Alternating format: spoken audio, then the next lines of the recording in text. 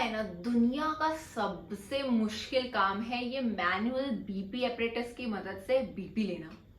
यही आप सब लोग सोच रहे हैं ना।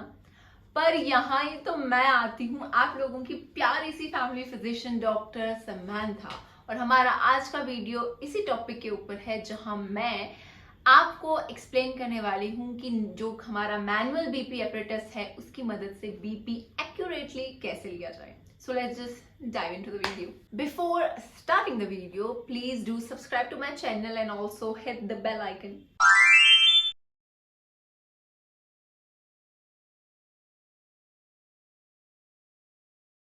तो चलिए अब हम जानते हैं स्टेथोस्कोप के बारे में कि इसके पार्ट्स क्या क्या हैं।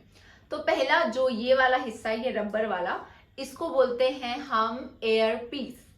ये जो सिल्वर चीज आ गई इसको हम बोलते हैं एयर ट्यूब। ये जो ट्यूब आ गया इसको हम बोलते हैं ट्यूबिंग। ये जो एंड आ गया इसको हम बोलते हैं stem.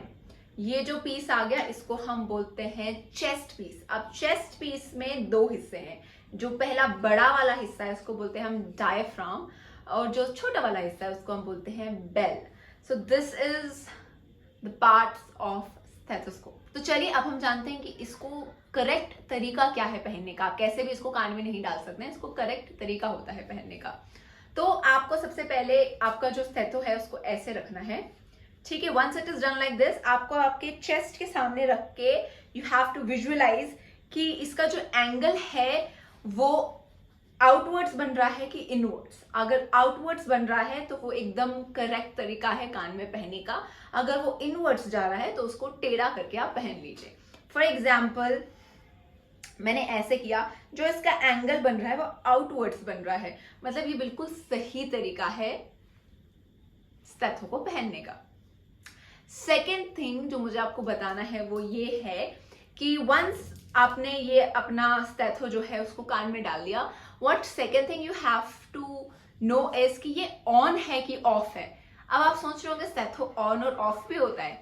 Yes my dear friends, होता है। ये जो स्टेम है इसको ऐसे ट्विस्ट करोगे तो आपको एक क्लिक साउंड सुनाई देगा। Then you have to press over here. अगर आपको कुछ आवाज नहीं आ रही है तो ये ऑफ है, जैसे मुझे अभी कोई आवाज नहीं आ रही है। Then you have to do it the other side, और आपको फिर एक क्लिक की आवाज आएगी। And then you have to try it again. Yes, आपको आवाज आ रही है एंड इट्स वर्किंग। तो मेनली आपको कान में डालते टाइम यही देखना है कि is your earpiece, is your stethoscope on और ऑफ, क्योंकि ऑफ होगा तो आवाज तो नहीं आएगी, राइट। सो ये है आपका about stethoscope. So now just talk about manual BP machine. तो ये जो बीपी मशीन है ये वाला बेसिकली एडल्ट का बीपी मशीन है।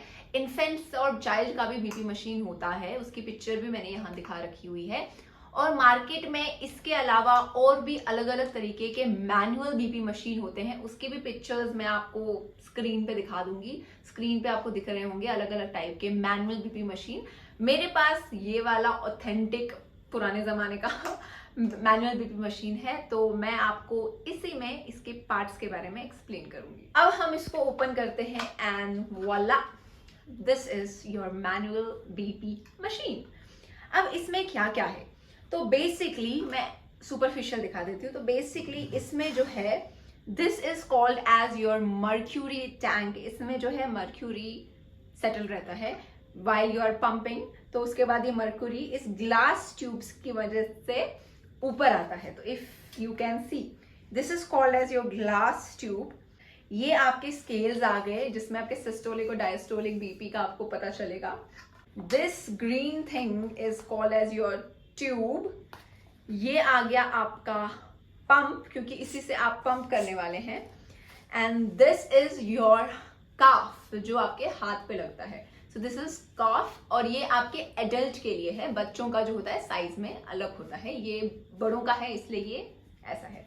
तो हमारा सिस्टोलिक और डायस्टोलिक बीपी है उसको मेजर कैसे करते हैं, तो उसको हम मेजर करते हैं mmHg की मदद से। एग्जाम्पल 120/80 mmHg और 110/70 mmHg और 140/80 mmHg। तो MMHg जो है इसका मेजर करने का तरीका है, that is why we have to write MMHg at the end of systolic and diastolic BP. तो आप कैसे कहेंगे कि आपका जो बीपी है वो नॉर्मल बीपी की कैटेगरी में आता है? आपका बीपी नॉर्मल तब कहा जाएगा जब उसका सिस्टोलिक जो प्रेशर है वो 120 है और डायस्टोलिक 80 है। That means 120/80 mmHg, that is your normal blood pressure. हमारे हाथ में बहुत सारे आर्टरीज, वेन्स और नर्व्स जाती हैं, हमारी पूरी बॉडी में बहुत सारे आर्टरीज, वेन्स और नर्व्स जाती हैं। Red colour is for artery, that means oxygenated blood. Blue is for veins, that means deoxygenated blood. Yellow is for nerves, यानी कि आपका सेंसरी नर्व्स, कि आपको पिंच होता है और आपको समझ आ जाता है कि वो दर्द हुई है, तो that is with the help of your nerves giving signal to your brain, जिसके बारे में हम बात नहीं कर रहे, हम आज ब्लड प्रेशर के बारे में बात कर रहे हैं। तो मुझे आपको ये बताना जरूरी था कि जो आर्टरी है वो हर जगह पे जाती है, हर जगह पे, हर हिस्से में उसका एक अलग नाम है। उसी तरह इस एरिया में जो हमारी आर्टरी जाती है, इस एरिया में, नॉट द डाउनवर्ड्स, इस एरिया में जो हमारी आर्टरी जाती है उसको हम बोलते हैं ब्रेकियल आर्टरी। और इसी ब्रेकियल आर्टरी की मदद से हम हमारा सिस्टोलिक और डायस्टोलिक ब्लड प्रेशर को मेजर करते हैं।